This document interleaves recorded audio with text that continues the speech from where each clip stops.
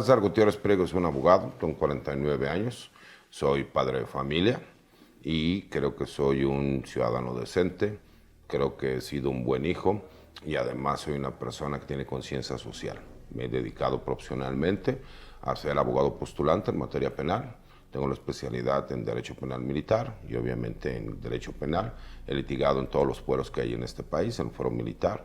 He ido a la Corte Interamericana, fuero común, fuero federal y obviamente tenemos una amplia experiencia en los temas en materia penal a nivel nacional e internacional.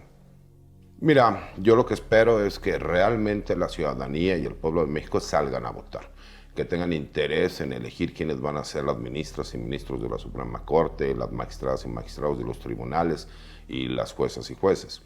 Obviamente me parece que hasta el 1 de septiembre veremos los resultados, porque no solo es la elección, es lo que pase después de la elección. Me parece que habrá una lucha jurídica interesante después de la elección y más por los diferentes sucesos que han pasado en los últimos días, ¿no? En donde hemos visto acordeones, que esos acordeones, pues hay señalamientos de que pueden ser del gobierno, algunos dicen que pueden ser de gobiernos de oposición, algunos hablan incluso de empresarios o sindicatos, entonces parecería que puede llegar a tener cierta influencia y eso no nos daremos cuenta hasta que se lleve a cabo la elección. Sí, por supuesto, hay que recordar que todos los candidatos somos abogados. Y me parece que muchos de los candidatos ya iniciaron a presentar los diferentes recursos. ¿Por qué? Hay una cuestión muy fácil. Sí, el Consejo General del INE determinó que es válido por la complejidad que tiene esta elección que tú puedas realizar un acordeón y que ese acordeón incluso pues, sea que digital o que tú lo puedas realizar junto con tus vecinos de forma manual. Lo que no está permitido es que seas inducido al voto y que esa inducción venga, pues, por supuesto, por ciertos intereses en donde si tú ves un acordeón que a ti te lo hacen llegar y te dicen que es una ayuda supuestamente del Instituto Nacional Electoral para que tú puedas saber cómo votar, de entrada, pues el mismo INE se deslinda y dice que no tiene conocimiento y que no lo está realizando y que están elaborados en una imprenta, pues por supuesto que ya hubo alguien que invirtió dinero y que está cometiendo un delito. Esa inducción al voto es ilegal.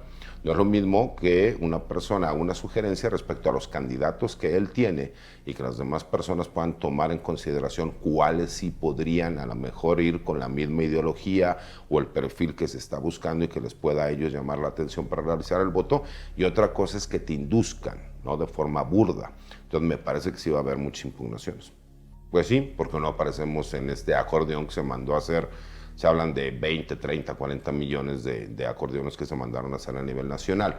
Pero me parece que si el ciudadano, si el pueblo de México hemos hecho una muy buena campaña, nos hemos posicionado muy bien, aparecemos en primer lugar en todas las encuestas, hasta el día de hoy, curiosamente, que el Financiero saca una encuesta en donde hace 15 días nos tenía en primer lugar, empatados incluso por la presencia de la Suprema Corte, y hoy curiosamente desaparecimos porque cambió la metodología.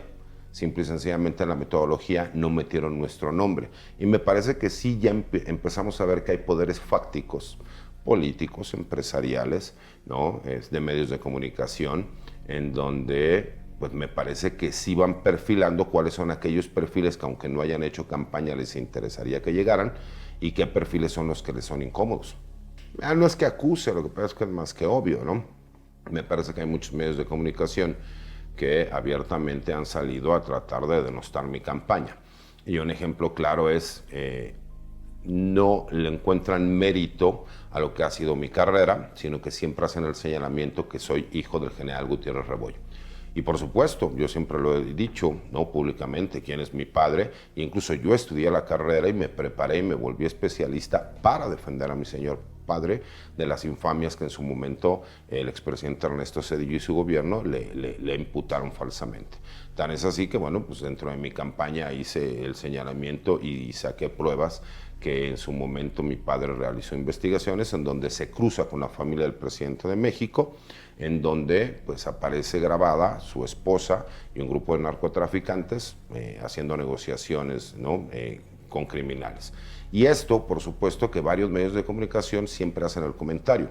Y voy a poner otro ejemplo. Hay una candidata a ministra de la Corte que ha presentado denuncias porque se ha hecho el señalamiento de que es esposa del general Rafael Maceo de la Concha, ex procurador general de la República, y ha solicitado que se bajen todas esas publicaciones y el INE le ha concedido. Yo podría hacer lo mismo y no lo he hecho porque entiendo que parte del trabajo de los medios de comunicación, aunque lo hagan con una intención mezquina, es informar. Claro que soy hijo de mi padre, lo he dicho públicamente. Si creen que eso puede minimizar el alcance de lo que ha sido mi carrera, pues parece que el efecto ha sido contrario. Estamos muy bien posicionados, somos uno de los favoritos de la población en general, del pueblo de México, pues eso lo que ha hecho es catapultar mi campaña, ¿no? Pero creo que sí hay ataques, incluso de partidos políticos, me parece que también de ciertos sectores empresariales, ¿no? Hemos visto al dueño de una televisora que utiliza los diferentes canales que tiene y que además utiliza el poder que tiene con diferentes periodistas para que constantemente estén realizando ataques en contra de mi persona y que se puede ver en las opiniones que generan los diferentes canales que tienen que ver con este grupo televisivo, ¿no? Me parece que es un muy alto porcentaje y te voy a explicar el por qué. Hemos escuchado durante los últimos años, si no es décadas, el señalamiento de que el Poder Judicial siempre sale a justificar el por qué dejan en libertad a un presunto delincuente. Cuando nosotros podemos ver incluso por medio de videos cuando esta persona está cometiendo un delito y es detenido en flagrancia. Y aún así, el día de mañana vemos que se les da impunidad por medio de una resolución judicial. Y siempre la respuesta es la misma, el comentario es el mismo. No es culpa de nosotros, la resolución es legal, aunque sea injusta, o echándole la culpa a los policías que no realizaron el procedimiento adecuado y no respetaron el debido proceso y hubo violación a derechos humanos, o por parte de las fiscalías que no hicieron el ofrecimiento de medios o datos de prueba de forma correcta y que por lo mismo en cuanto a la forma, pues ellos tenían que dejar en libertad. Eso lo que nos demuestra es que también existe un altísimo índice de corrupción dentro del Poder Judicial y lo que genera la problemática del incremento delincuencial es la impunidad.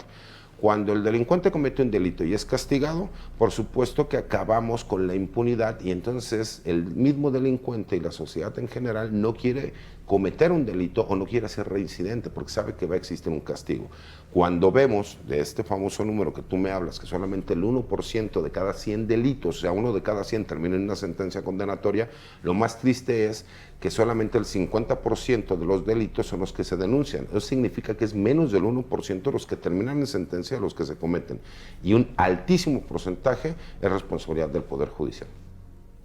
Después de la elección me parece que va a ir de la mano lo que nosotros entendemos como la reforma, que ya es ley, al Poder Judicial, y de la mano tiene que venir la reforma de las fiscalías.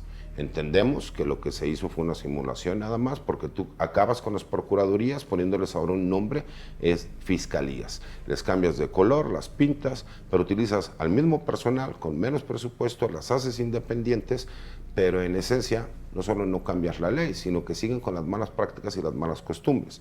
Además de que parecería que el que estén saturadas de trabajo es con la intención de que no puedan dar buenos resultados. Por lo mismo vemos que ahora todo se basa no tanto en el resultado, sino en el número de asuntos que pueden judicializarse y terminan en sentencias. Por eso vemos que hay muchos delitos que ni siquiera se consideran graves, pero que terminan judicializándose o terminan en sentencias en contra del ciudadano en general o del pueblo, y que pues aquellos delitos de alto impacto no son investigados porque además son los que tienen mayor índice de impunidad, porque cuando por fin puedes tú judicializar una carpeta es cuando llega la parte jurídica donde los juzgados del Fuero Común y federales terminan beneficiando por lo general, y eso lo dicen los porcentajes, a aquellos miembros de la delincuencia organizada o personas que tienen alta capacidad económica o de interés político para no tener que pagar por los posibles crímenes que hayan cometido.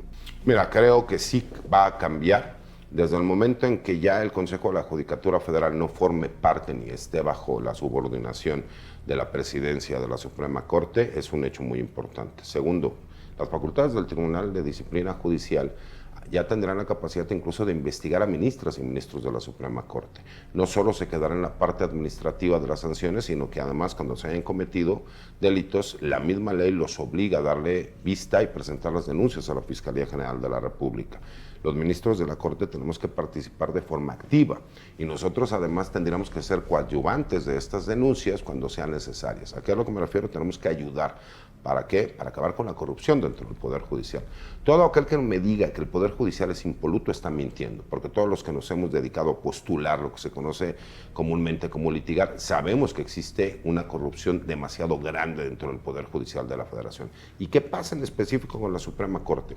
Más del 80% de los asuntos que llegan a la primera o segunda sala, que desaparecen y que ahora ya todo será por medio del Pleno, son sobre el pago de impuestos de empresas internacionales, empresas transnacionales, y ahí es donde nos damos cuenta que por eso no hay interés en los asuntos de interés nacional, que la Suprema Corte de Justicia en esta facultad de atracción los traiga. ¿Para qué? Para que puedan ser discutidos en el Pleno de la Corte. Porque simple y sencillamente lo que genera económicamente pues es la gestión que se realiza con estos empresas transnacionales. Es muy lamentable y es muy triste porque además, retomando nuevamente a este empresario multimillonario, dueño de diferentes canales de televisión, pues hemos centrado muchos de estos esfuerzos en que no se han pagado más de 60,000 millones de pesos. Pero él es uno de cientos de empresarios o de empresas transnacionales que no pagan impuestos porque la mayoría de las resoluciones son para beneficiar a estas empresas en contra de las finanzas del gobierno mexicano. Entonces, cuando nosotros nos damos cuenta cuál ha sido la forma de trabajo de los ministros y ministras de la Corte, nos damos cuenta que parecería que a ellos lo que les interesa es beneficiar aquellos intereses extranjeros. Y más ahorita que pues hemos hablado de que el gobierno mexicano ha sufrido ataques de guerra híbrida. ¿En qué sentido? Pues obviamente trata de existir injerencia y además el famoso lawfare, que es esta guerra jurídica en donde sí hemos visto que en países centroamericanos y América Latina pues las resoluciones de los juzgados y de la Suprema Corte van en contra del Ejecutivo y del Legislativo. En México no queremos que suceda eso. Por lo mismo, me parece que tenemos que ver cuáles son los perfiles de las personas que van a llegar a la Suprema Corte, porque todos tenemos las capacidades técnico-jurídicas para poder resolver, además de que estaremos auxiliados por un grupo de profesionales específicamente en cada una de las áreas del derecho para que nos puedan asesorar respecto a diversos temas, pero que tienen que ver también con la personalidad de las ministras y ministros. Si nosotros traemos ministras y ministros que lo que van a hacer es servir a intereses extranjeros, estamos mal. Lo que tenemos que hacer es que vengan personas con la mejor calidad moral, ética y jurídica para resolver de acuerdo a lo que dice la ley y la justicia. Eso es lo que se tiene que interpretar. Lo que pasa es que primero tenemos y necesitamos transparencia. Yo no sé si Ricardo Salinas Pliego, porque no conozco de fondo el asunto, tenga que pagar o no tenga que pagar impuestos, pero me parece que la transparencia es lo más importante. Si un ministro de la Corte que lo que hace es realizar un proyecto de acuerdo a la ponencia o votar a favor o en contra de ese proyecto, porque es en realidad lo que se hace en los ministros de la Suprema Corte, tiene que ser muy claro y explicar en qué sentido va su proyecto. ¿Saben qué? Ricardo Salinas Pliego sí tiene que pagar impuestos porque resulta que no pagó impuestos cuando tendría que haberlos pagado, utilizando ciertos conceptos jurídicos, los cuales él consideraba que eran correctos, pero que después de un análisis nos dimos cuenta que lo que buscó es un pretexto para no pagar impuestos. O en su defecto, como también lo ha señalado él no tiene por qué pagar impuestos porque la ley cambió posterior a que él realizó ese pago de impuestos. Porque él le ha señalado eso, que a él le están cobrando impuestos porque la ley cambia posteriormente a cuando él ya había hecho sus declaraciones. O en su defecto también hacer el señalamiento de sí tiene que pagar, pero no tiene que pagar los 60,000 millones de pesos que tiene que pagar, sino que tiene que pagar, por ejemplo, 30,000, porque de acuerdo a lo que nosotros analizamos y llegamos, es decir, que él lo que adeuda son 30,000 millones de pesos. Me parece que lo que se necesita es transparencia y ser muy claros. Y no esconder los expedientes en el cajón y no utilizar, porque esa es una realidad, recordemos que él puede utilizar estas chicanas legales, ¿no? Estos momentos oscuros o pedazos oscuros de interpretación en la ley como para hacer señalamientos en donde se tenga que excusar alguna ministra o un ministro con la intención de él seguir retrasando las resoluciones. pero la realidad es que no tendrían por qué excusarse, independientemente de cualquier comentario que se haya realizado, porque a mí no me predispone el hecho de que Salinas Pliego tenga que pagarlo. Estoy poniendo él como ejemplo de muchos otros empresarios, ¿no? O empresas nacionales, extranjeras, transnacionales, que han utilizado el mismo pretexto. Y lo acabamos de ver también con una resolución o un proyecto de resolución del ministro Gutiérrez, ¿no? En donde él, pues cuando era el encargado del SAT, hace un cobro a una empresa, pero posteriormente ahora como ministro reconoce que ese cobro fue indebido, que fue por una cantidad superior, y ahora incluso en su proyecto ordena que se tiene que hacer la devolución de ese dinero y además con intereses que ni siquiera se apegan a los intereses legales que se tendrían que realizar, siendo que además la ley no lo contempla. Eso lo que te demuestra es que hay un claro conflicto de intereses. ¿Y por qué no salir y explicar? Decir el por qué. Incluso para mí, el ministro, si él reconoce que hubo un cobro indebido, pues él en lo personal también incurrió en responsabilidades, incluso que podrían ser hasta de carácter penal, y que se tendría que presentar una denuncia forzosamente y realizar una investigación. Eso es lo que necesitamos, transparencia y claridad. A mí me encantaría escuchar a un ministro o ministra de la Corte decir, Ricardo Salinas Pliego sí tiene que pagar por esto, esto y esto, o que nos diga, no tiene que pagar por esto, esto y esto, pero que públicamente se comprometan. Tenemos ministros hasta este momento que en realidad no son juristas, son actores políticos. ¿Por qué? Porque ellos no vienen de una carrera judicial. Algunos podrán tener algo de una carrera judicial, pero la realidad es que ellos eran actores políticos porque eran propuestos por quien era el presidente de la República. La doctora Claudia Sheinbaum lo acaba de decir abiertamente y públicamente. No hagan caso de los acordeones. ¿Por qué? Porque ella renunció al derecho de proponer quiénes iban a ser los ministros o ministras de la Corte para que sea el ciudadano y el pueblo de México quien lo haga. Eso es lo que yo creo que necesitamos en la Suprema Corte. Ministras y ministros valientes, claros y transparentes. Mira, en primer lugar me parece que es importante que todos aquellos delitos que hayan sido cometidos en violación a los derechos humanos, que son considerados delitos de lesa humanidad, se tienen que investigar. Incluso recordemos que existe una comisión, tanto de la Cámara de Diputados como del Senado, que investigó sobre la Guerra Fría y que determinó que hubo desapariciones forzadas, lo que es un secuestro, pero como el gobierno no secuestra porque es entre particulares, se le llama desaparición forzada. Y que lo hizo de acuerdo a las órdenes que se le dio en aquel momento por parte de quien era el presidente de la República, comandante, ¿no?, de las Fuerzas Armadas. Eso te demuestra que sí había una política de Estado de cómo se tenía que dar el tratamiento en contra de todos aquellos maestros, ¿no?, que se encontraban en la Sierra de Guerrero y que, por las ideas que ellos tenían, se les consideró como guerrilleros en su momento. Y incluso ya se determinó por parte de esa comisión quiénes fueron los participantes, ¿no?, y quiénes participaron y desaparecieron el mayor número de civiles y de personas, y que además a muchos de ellos los privaron de la vida. El problema es que no hay interés político, porque incluso el nombre que apareció es el de Enrique Cervantes Aguirre, exsecretario de la Defensa Nacional, y quien fue secretario de la Defensa Nacional en el sexenio de Ernesto Zedillo Ponce de León. ¿Por qué creo que es importante? Pues porque todas esas comisiones tendrían que tener la facultad incluso para que no solo quedaran en las investigaciones, sino que realmente las acciones legales pudieran ir en contra de estos personajes, todos aquellos que hayan participado. En mi caso personal y en mi personal vida, ¿no?, en mi vida personal, en donde yo fui víctima del Estado mexicano, porque soy víctima de desaparición forzada, fui torturado. Es un hecho público que se conoce porque querían que yo declarara en contra de mi señor padre. Entonces, por supuesto que yo como víctima estoy de acuerdo en que se puedan realizar todas estas investigaciones. Y cuando me han hecho esa pregunta, si yo tuviera que excusarme, me parece que si es necesario que yo me excuse, lo haría. Pero en realidad, ¿cuántos asuntos de estos han llegado al Pleno de la Suprema Corte? No han llegado, ninguno. Pero si llegase a darse el caso, creo que incluso mi responsabilidad sería mayor, por una cuestión muy fácil. Yo sí soy especialista del tema y yo sí podría, por medio de un proyecto, explicarle a mis pares o hacer incluso un voto particular donde yo les explique cuáles son los puntos importantes que se deberían de considerar. Y creo que eso les podría dar mucha luz incluso para emitir una resolución, porque un ministro de la Corte no puede hacer un cambio. O dos, para aquellos que dicen, ¿no utilizará usted el puesto como para tener venganzas personales? En primer lugar, no podría tener venganzas personales. ¿Por qué? Pues porque la mayoría de las personas que tuvieron que ver con el asunto de mi señor padre son intocables, y lo hemos visto en los últimos años en la política.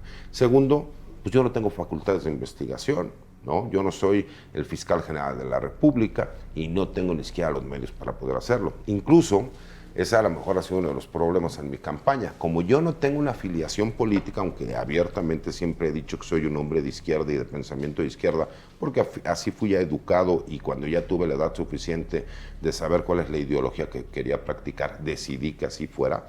También me ha tocado ser empresario y también he sido abogado postulante, siempre en la práctica privada. Entonces, en lo personal, si tuviese la necesidad de excusarme, lo haría. Y si tuviera la necesidad de hacer un proyecto para explicarlo a mis pares y que ellos pudieran tener mayor claridad de cómo resolver, me parece que es parte de mi responsabilidad y también lo haría. Entonces, no veo yo ni siquiera conflicto de intereses ahí. Pues antes que nada, agradecer el espacio y pedirle a la gente que vaya a votar el 1 de junio. Me parece que es muy importante que tengan la oportunidad de ir a votar por una cuestión muy sencilla. Si no vamos a votar, vamos a dejar que grupos de poder tomen la decisión por nosotros, que las estructuras políticas, empresariales, sindicales o incluso posiblemente del crimen organizado saquen estructuras para llevarlos a votar y que sean ellos quienes terminen decidiendo quiénes van a ser los juzgadores el día de mañana, desde el juez del fuero común hasta el ministro o ministra de la Suprema Corte de Justicia, y que si consideran que mi perfil puede ser interesante para ellos, que pongan el número 49 como aparezco en la boleta morada. Y si no, de todas maneras, que vayan a votar. Hay grandes perfiles de hombres y de mujeres, y me parece que no solo es un derecho, es una responsabilidad que tenemos como ciudadanos y como pueblo de México.